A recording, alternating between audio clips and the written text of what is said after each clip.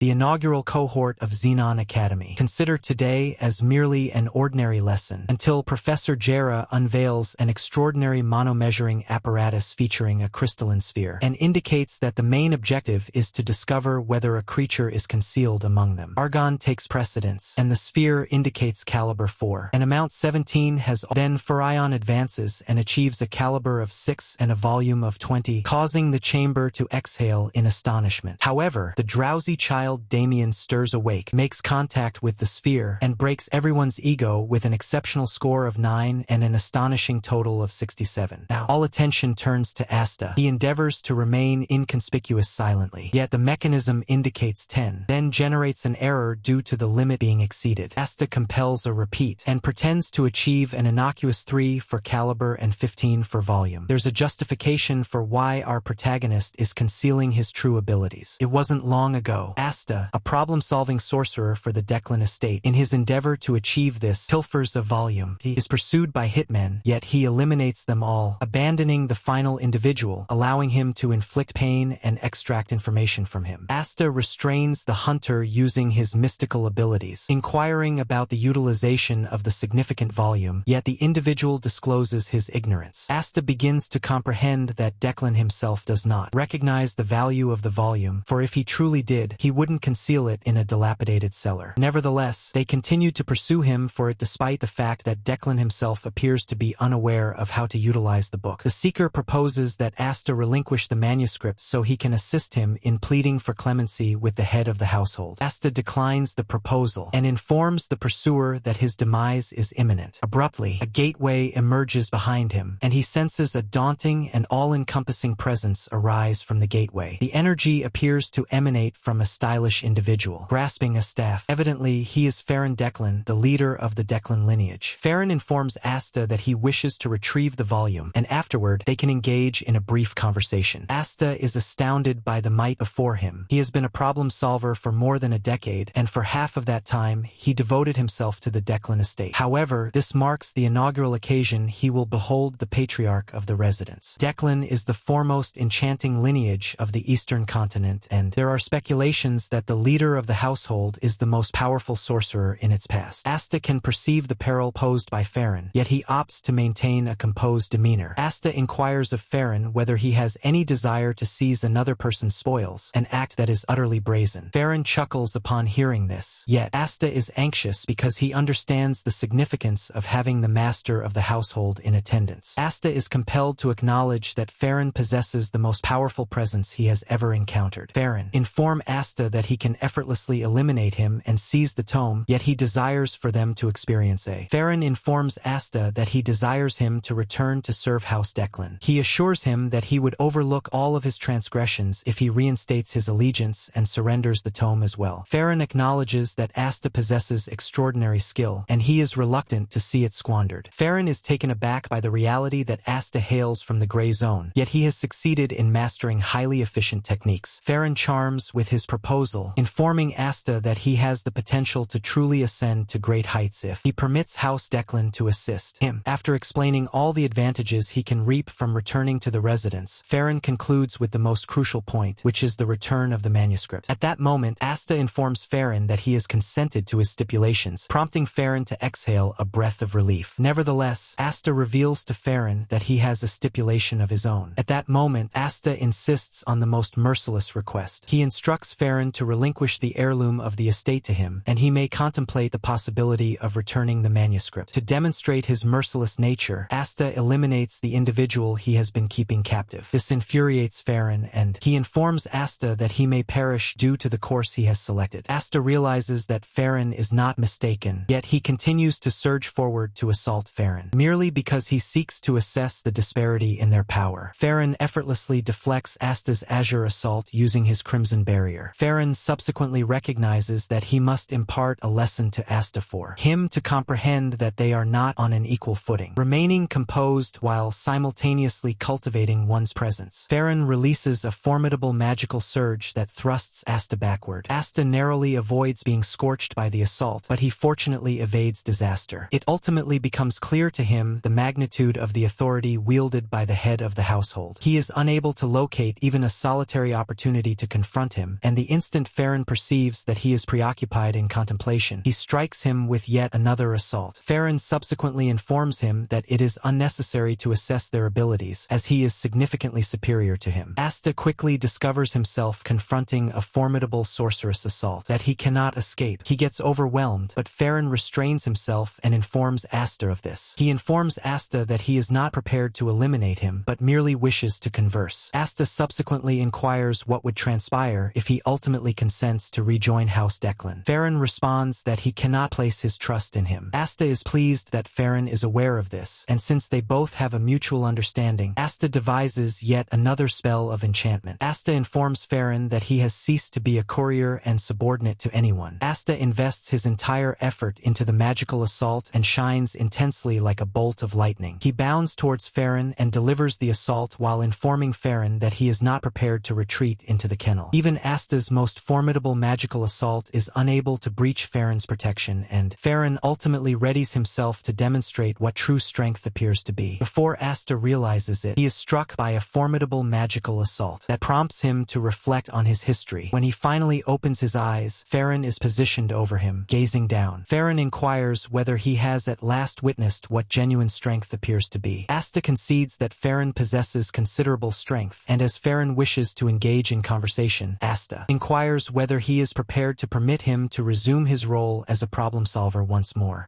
He then informs Asta that he desires him to take on a role beyond that of a problem solver. Evidently, he wishes for him to assume leadership of the Bongshin clan. Asta is astonished when he listens to the proposal being put forth to him by Farron. Given that House Declan wields sufficient influence to contend for the crown, Asta deduces that they aspire to have him as the leader of the Bongshin lineage, enabling him to pledge allegiance to them as one of their subordinate houses. Asta ultimately discovers Farron's true objective. He delves into his storage compartment and retrieves the manuscript. Farron grins upon witnessing this and informs Asta that he genuinely desires both him and the manuscript. Farron is pleased that Asta is ultimately selecting the appropriate path, yet precisely as he is on the verge of obtaining the volume, Asta ignites it, leaving Farron astounded. Farron is compelled to inquire about his actions, and Asta informs him that he never had any plans of relinquishing it to. Farron guarantees Asta that he will meet a dreadfully ghastly demise. Asta subsequently discloses that he did not pursue a career as a troubleshooter for financial gain. Evidently, Asta is infuriated that one of his companions was consumed by Declan's young lord through the use of prohibited sorcery. Following the occurrence, Declan concealed the matter. Farron is taken aback by this revelation and deduces that Asta is pursuing them out of vengeance. Asta clarifies the situation, stating that his sole desire was to seek retribution for his fallen comrades. Asta further informs Farron that he regarded his recent series of successes as a form of retirement. Asta subsequently discloses that these constitute his final utterances. Once he has finished addressing the audience, Farron ignites him, instructing Asta to incinerate and lament his decisions. Nevertheless, Asta shouts at Farron as he engulfs in flames, asserting that he possesses no remorse. Asta was prepared to relinquish everything